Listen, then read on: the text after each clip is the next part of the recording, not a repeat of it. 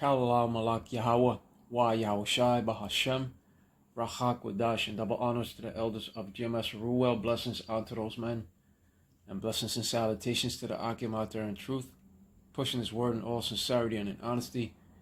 With that being said, Shalom Israel Barakatah. Today's lesson, NKs New Weapon. The Rocket Man is at it again.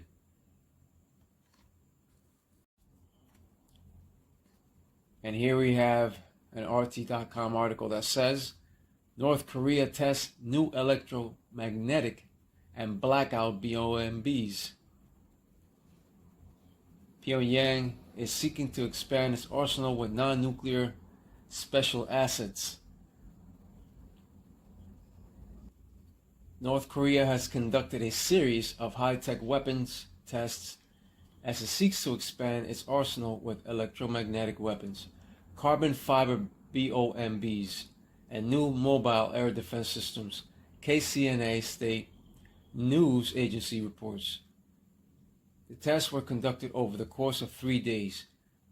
Kim Young-sik, a general who oversaw the tests, described the electromagnetic system and carbon fiber bombs as special assets in the country's arsenal, but provided few details about the nature of the new weapons. And when it comes to these nations, they are pumping out new technological arrows, especially when it comes to North Korea. North Korea has now built blackout carbon fiber bombs that are designed to disperse conductive graphite-filled filaments over electric grids and power plants to induce short circuits, to cause short circuits.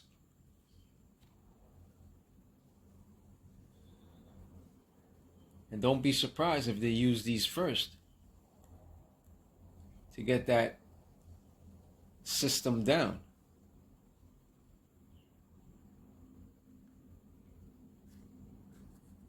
In order for the real arrows to come in. But with that being said, let's go over to Isaiah 54:16.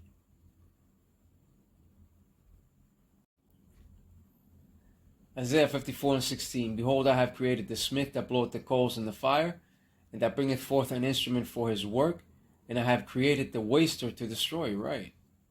The smith or blacksmith worketh with many metals. An ancient smith, they designed and built and repaired primitive weapons of war. But when it comes to the modern day smith, on the other hand, he now builds weapons of propulsion and of guidance systems. Those scientists are now bringing forth those deadly weapons of mass destruction that have the capability to go from one continent to another. The modern day smith now brings forth those instruments that have the capacity to waste and to destroy, those nuclear weapons.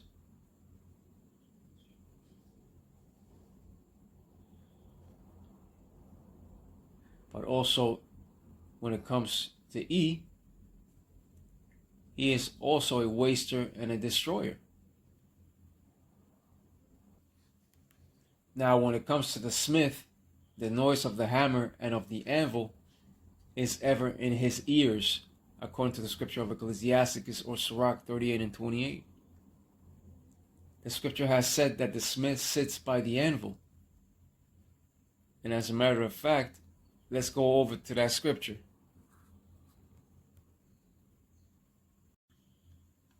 Here we have that scripture of Ecclesiasticus or Sirach 38:28. The smith also sitting by the anvil, and considering the iron work, the vapor of the fire wasteth his flesh, and he fighteth with the heat of the furnace. The noise of the hammer and the anvil is ever in his ears, constructing, always constructing. And his eyes look still upon the pattern of the thing that he maketh. He setteth his mind to finish his work, and watcheth to polish it perfectly. That's right. And when something is polished, that means that it has been perfected. As in the case of those arrows of mass destruction, along with their guidance systems of propulsion. They are perfected in their upgrades. Same thing with phones. They're always upgrading a phone. Now when it comes to these blackout carbon fiber BOMBs, let's put it that way, they could be sent out first to disrupt the electric grids and power plants in order to induce short circuits. And when it comes to the scriptures, they have said that those arrows of mass destruction shall not miss. Those 200 million arrows, aka missiles, shall not miss nor break their ranks in flight. Right, because the Spirit of the Lord shall be guiding them to hit all their strategic targets. There is nothing impossible for the Lord, Yahweh, Bahashem, Yahushai. Bahashem Rahakwadash. With that being said, let's go over to 2 Esdras 16 and 13. Here we have that scripture of 2 Esdras 16 and 13. For strong is his right hand that bendeth the bow, his arrows that he shooteth are sharp and shall not miss when they begin to be shot into the ends of the world. The ends of the world is in reference to America. And when it comes to the bow, that represents the silo. And the arrow represents the missile. And when it comes to those arrows of mass destruction, they shall fall upon modern day Babylon the Great. Babylon the Great on that day shall become the lake of fire. The day cometh when these arrows of mass destruction shall be shot into the ends of the world. And the scripture of Isaiah 34 and 5 has said, For my sword shall be bathed in heaven, behold, it shall come down upon Idumea and upon the people of my curse to judgment. Let's go over to that scripture of Isaiah 34 and 5 as well. Isaiah 34 and 5, For my sword shall be bathed in heaven, behold, it shall come down upon Idumea and upon the people of my curse to judgment. The Lord's sword that shall be bathed in heaven speaks of those arrows of mass destruction. It speaks of missiles coming down. Remember, a lot of those missiles shall go up into space and come right back down. The land of Idumea represents modern day America, but it's also a Greek word for Edom. And upon the people of my curse to judgment. Right, a good example of that curse is leprosy. Because Cain said that the curse of leprosy that the Most High, that the Lord, Yahweh, Bahashem, Yahushai put on him was too much to bear.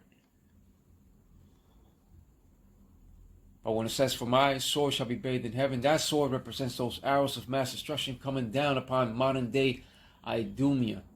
They shall all take flight and shall not miss, according to the scripture of 2 Esdras 16 and 13 that I just read. And those swords of the Lord shall take flight, and none shall be brought down during flight, and none shall malfunction, because the Spirit of the Lord shall be guiding them to hit all their strategic targets. None shall miss. Remember that the word of the Lord does not go back unto him void. It gets fulfilled. None shall miss. They shall all hit their strategic targets to level it from coast to coast. And this is the will and purpose of the Lord, Yahweh Ba'ashem, Yahushai, according to the scripture of Jeremiah 51 and verse 29. And the overall purpose of the Lord, Yahweh Bahashem, Yahushai, will be to leave modern day Babylon the Great desolate and without inhabitant. Those missiles shall also touch down upon the place that the small has now inhabited, but the heavy bombardment shall be concentrated upon modern day Babylon the Great. Once these missiles touch down, that great earthquake shall emerge, and the scenery and landscapes you once knew shall change drastically in that besom of destruction. Nothing shall be left, and nothing shall be recognized. And afterward, only birds, wild birds, will inhabit it after the smoke clears. but it shall burn for a long time. Babylon the Great shall burn for a long time. Nothing shall be left from that onslaught, that's the key word, onslaught, of that army of the horsemen. Modern day Babylon shall be destroyed from coast to coast by the army of the horsemen. Let's go over to that scripture in Revelation 9 and 16. Here we have Revelation 9 and 16. And the number of the army of the horsemen were 200,000. And I heard the number of them. 200,000. That speaks of 200 million arrows. Of those many missiles that are capable of carrying 10 to 12 additional warheads inside of that one missile alone. Revelation 9 and 17. And thus I saw the horses in the vision, and them that sat on them, having breastplates of fire and of jacinth and brimstone, and the heads of the horses were as the heads of lions, and out of their mouths issued fire and smoke and brimstone. Now, question: can real horses shoot forth fire out of their mouths? No. The answer to that is no. This scripture is talking of the deadly effects of a nuclear detonation. Right, the army of the horsemen upon detonation. The heads of the horses speaks of those nuclear warheads of destruction.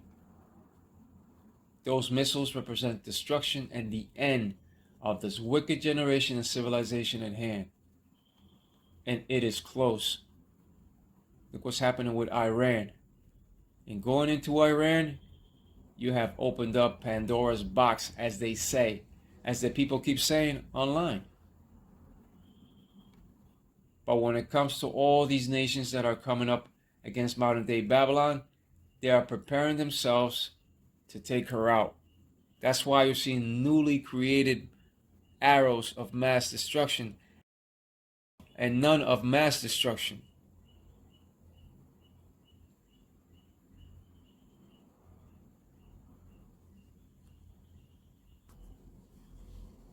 Because what North Korea has done now is to build blackout carbon fiber bombs that are designed to disperse conductive graphite-filled filaments over electric grids and power plants to induce short circuits, right? So they could have the upper advantage.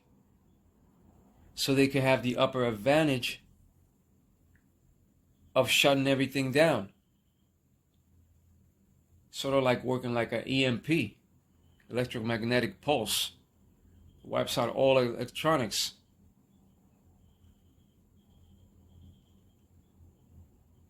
So these nations are preparing. They are preparing to take out modern day Babylon the Great. As soon as they pass and implement that CHIP of Revelation 13, 16 through 18, that third world war cometh quickly. It follows right after.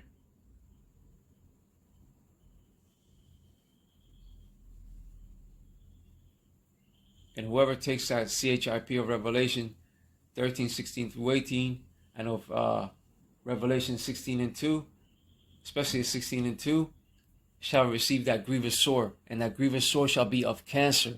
Do not take it. But with that being said, Ka'alallah Malak Yahweh, Wa Yahushai, Bahashem, Rachak, Wadash, and double honors to the elders of GMS Ruwell, blessings unto those men, and blessings and salutations to the Akim out there in truth, pushing this word in all sincerity and in honesty. With that being said, Shalom Israel, Brakta, Shalom.